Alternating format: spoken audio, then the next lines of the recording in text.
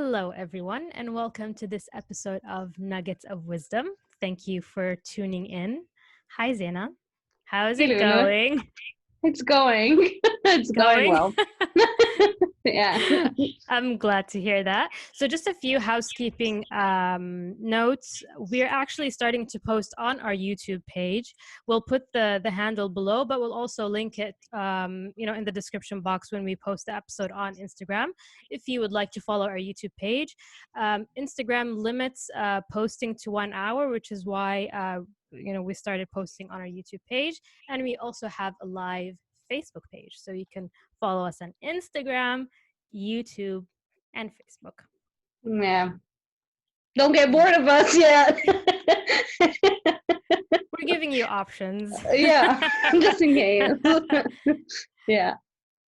How are you with patience this week?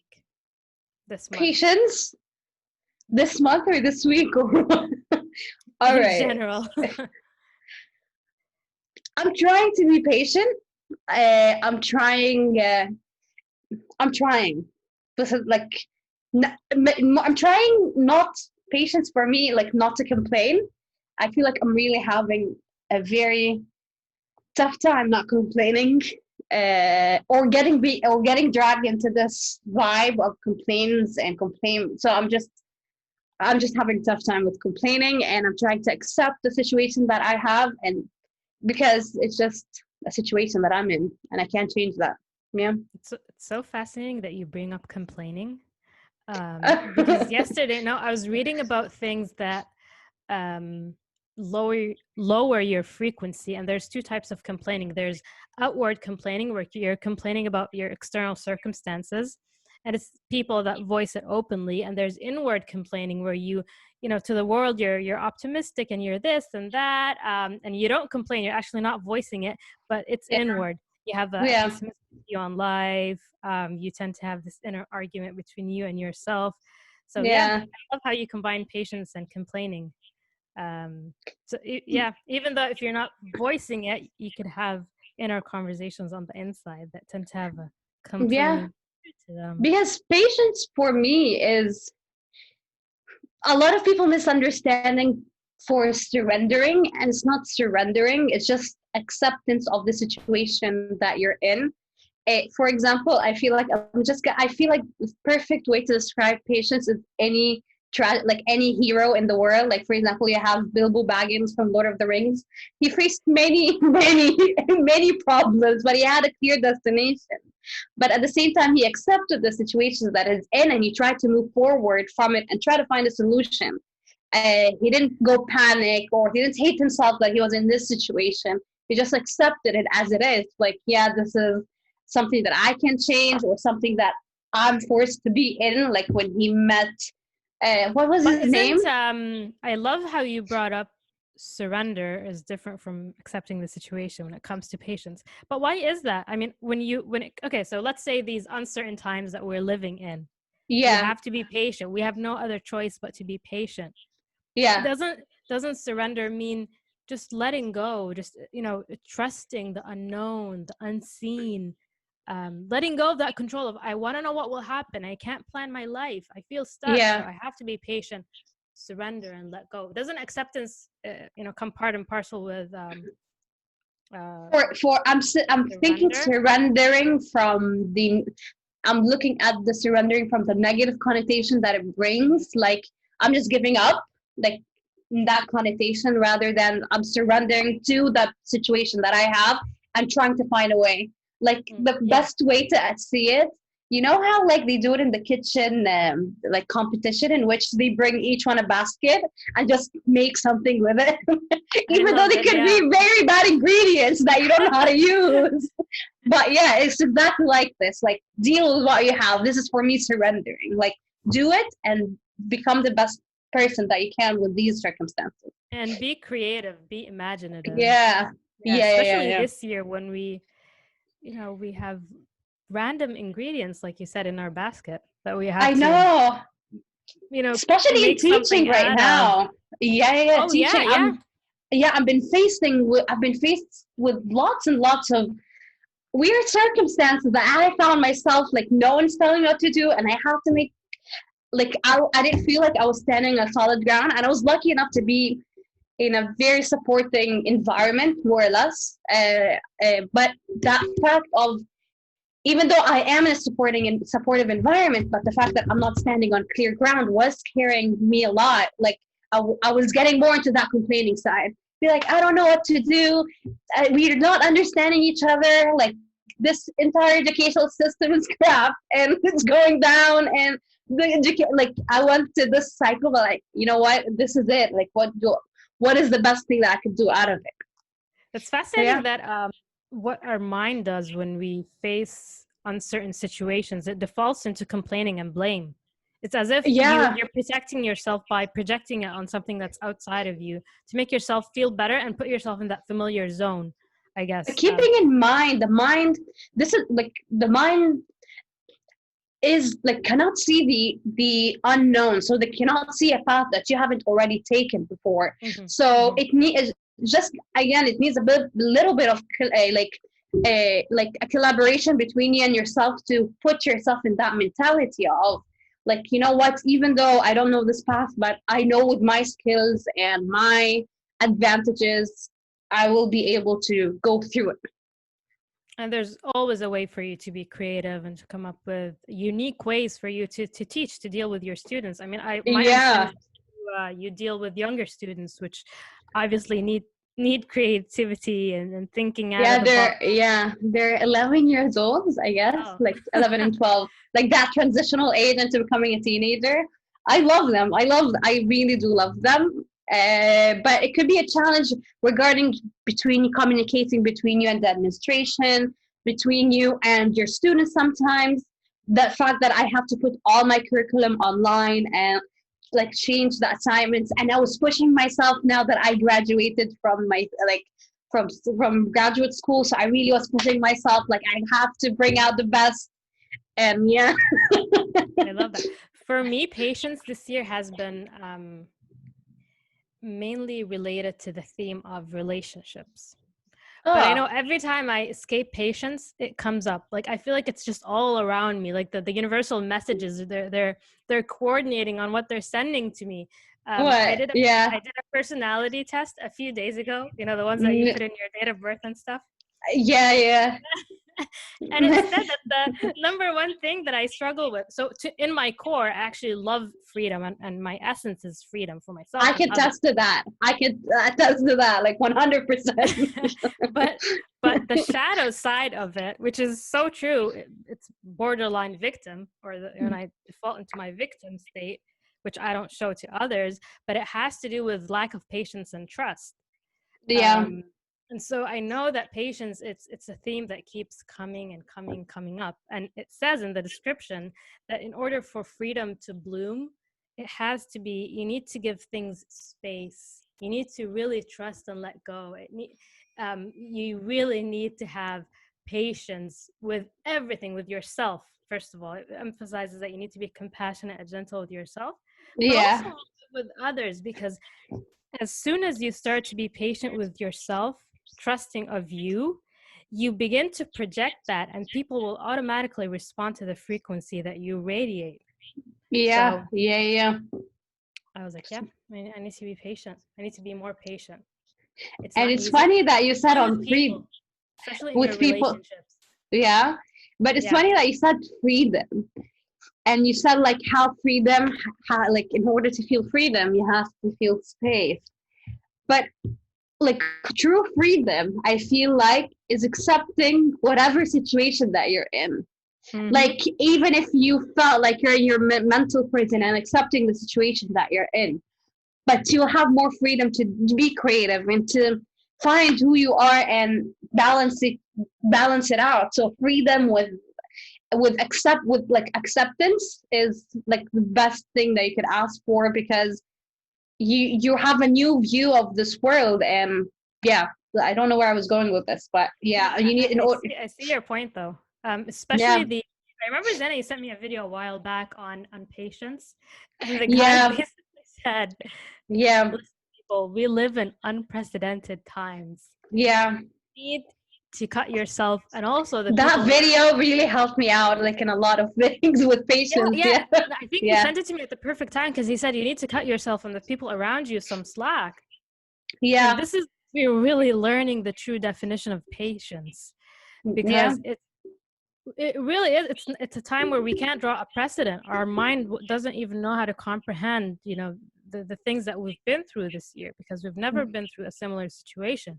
Yeah. So I think that patience has picked a perfect time to To hit. test, to put us through this Yeah. intensive boot camp, Yeah. because we're learning a different definition of patience. There's people would say something and it's so attractive to it triggers you. It's so attractive to respond from that place of anger. But then And patience it's just starts lighting easy. up. And it's, It's I know. easy. And then you're like, okay, let me take a step back, take a deep breath. I don't want to respond from that place of anger, because it's a low vibrational frequency. It stems from fear. So And it takes quickly over you because I don't know exactly, yeah. if I spoke about it. Like usually, especially with teachers and with the fact that we're constantly under stressful situations, and I don't really blame them in any way, shape, or form. But I found myself being dragged along with the complaining. Everyone Mhm. complains. Like literally everywhere you go, you're gonna find a teacher that's complaining, and I don't blame them. I'm not saying like complaining is bad, but at the same time, I found myself complaining at the same time. But instead of like complaining, how can we fix it? How can we find a solution? Or rather than, all right, I'm sure whoever said that or whoever did that did not mean it in that way. Like I'm always trying to find excuses rather than just being dragged into that complaining phase, because it really will take over me. It will take, like, even the students notice, Ms. Zain, is there something wrong? I was like, Oh, no, they, wow. I know. I was like, yeah, it took over me and I didn't like where I was. I'm trying to get over it. Yeah. Yeah, Yeah. patience is certainly very, very. That's why it's a high virtue. It's patience it's something else. Yeah. It really requires a lot of trust. I know with my job, every time my boss says "hang in there," I'm like, "Hang into what? Hang And in I there." tell you a story. Even you're asking us to be patient. My mom told me a story and I feel like it's the perfect way to talk about patience. It's coming, I don't know if it's true or not. Like I don't know how true is this story. I don't know who said it. But I remember she telling me and talking about patience and trust, especially like Mhm. patience and trust in the unknown.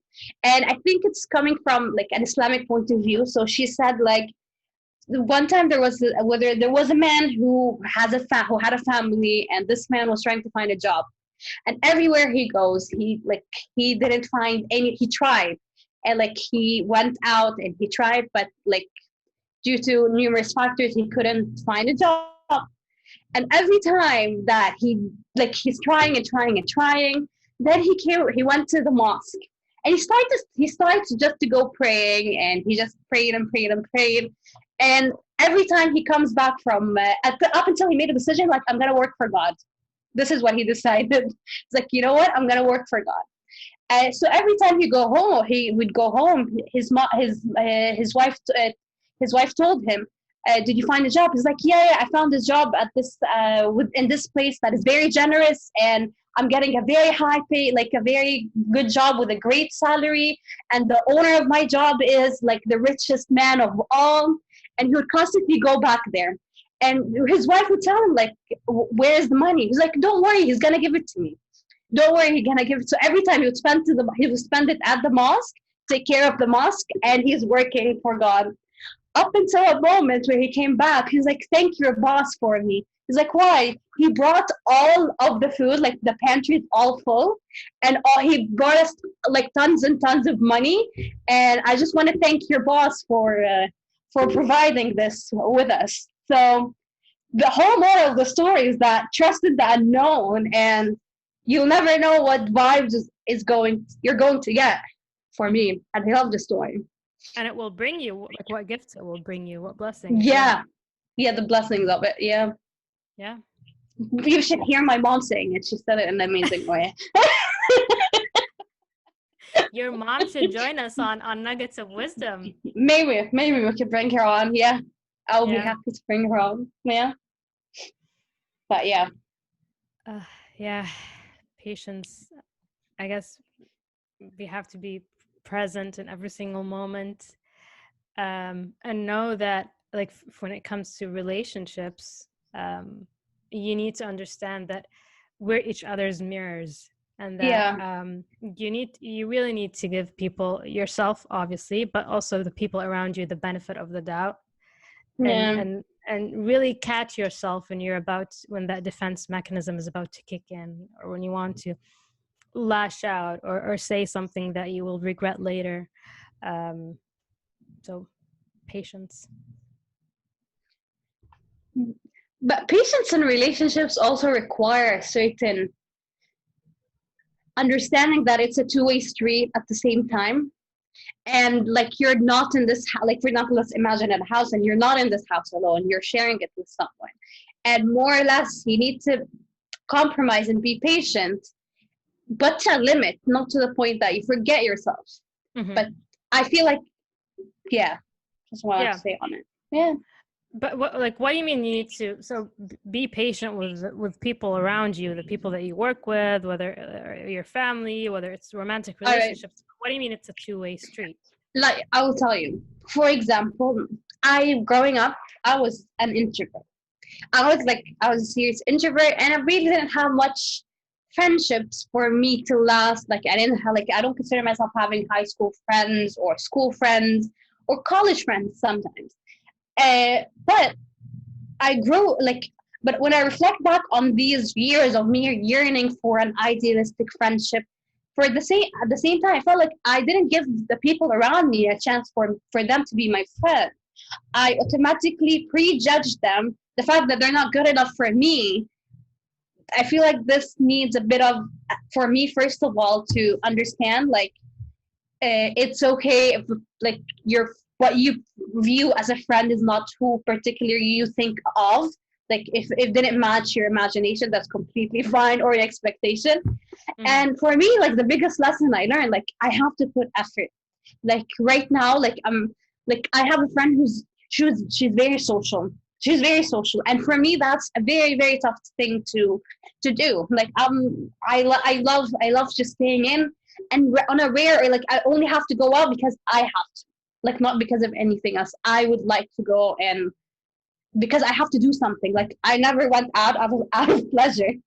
So I had to learn like for her going out shows that initiation from my end that we like I want to be your friend.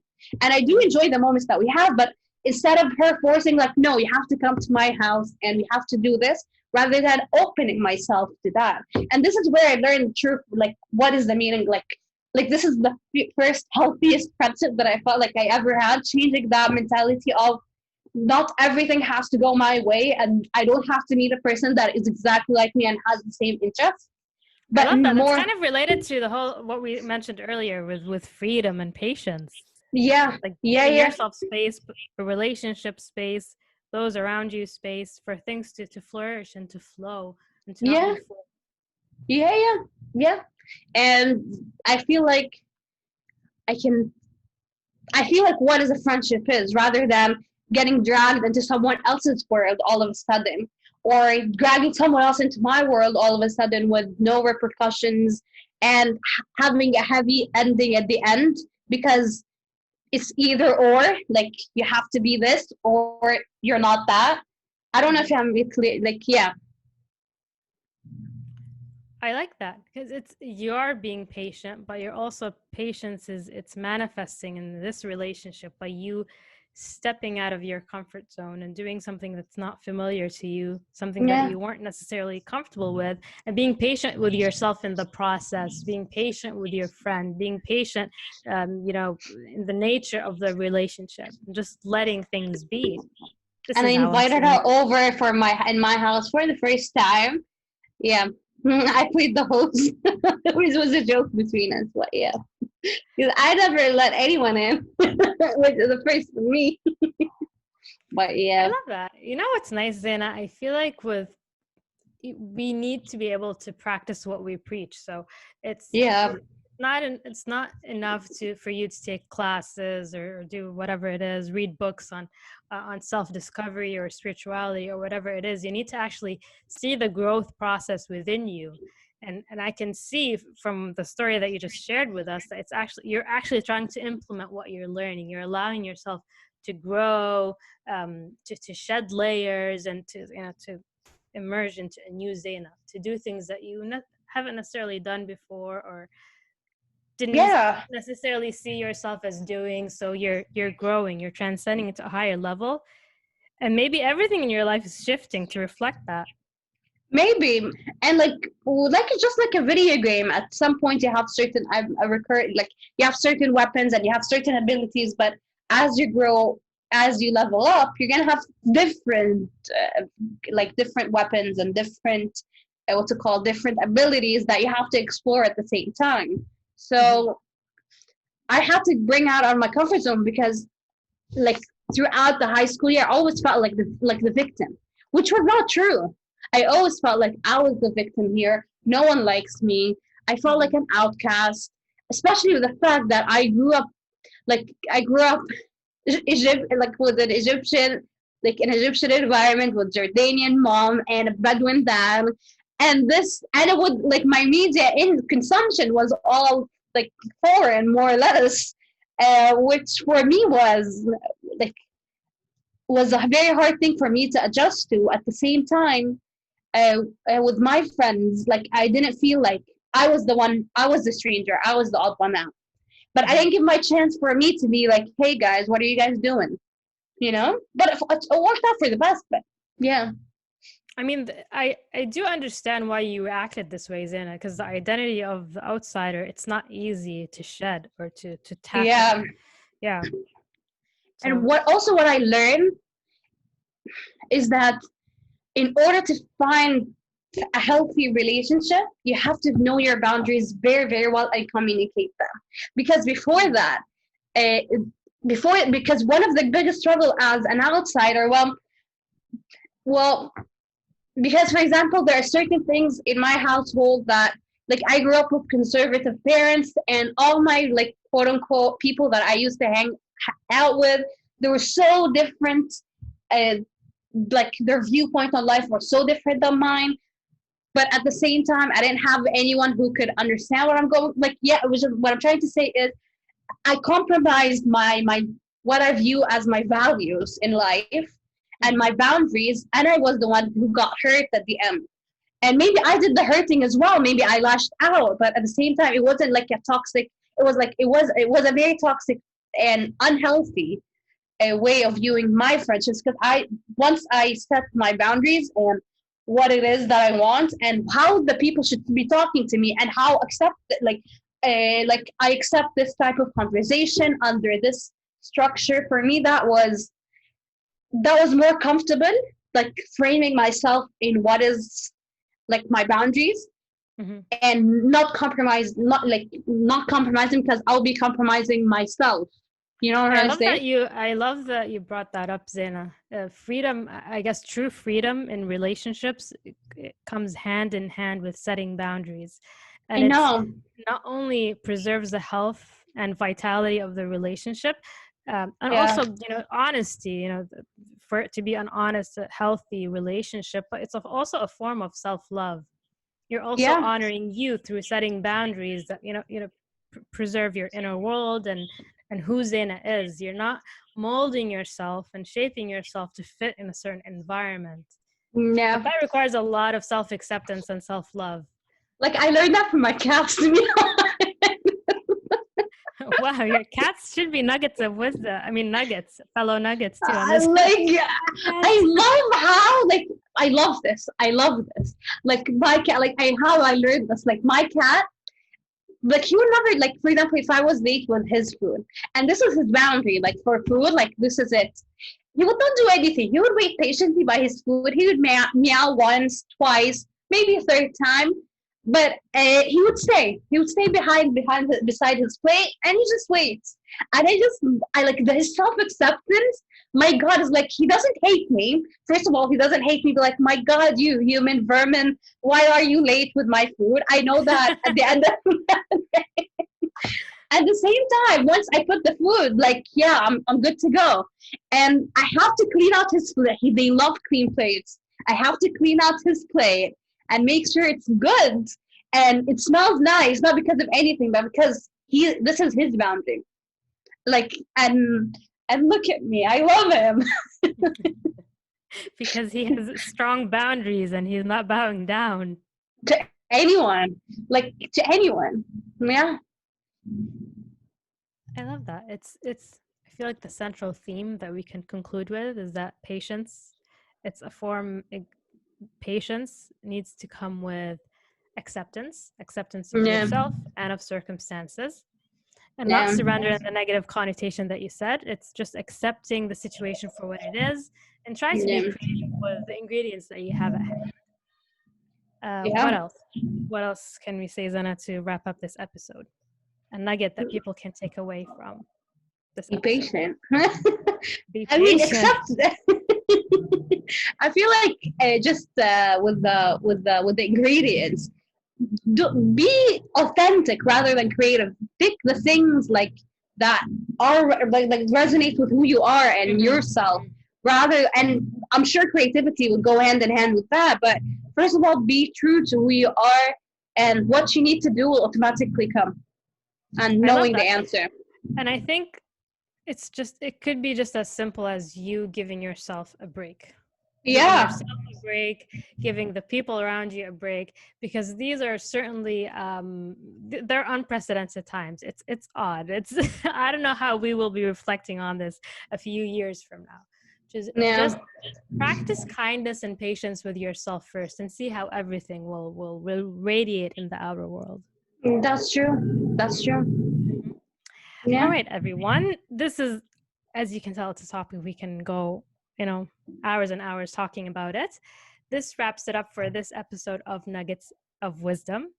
Thank you so much for tuning in, and we look forward to you joining us on the next episode of Nuggets of Wisdom. Nuggets of Wisdom. Bye-bye, everyone.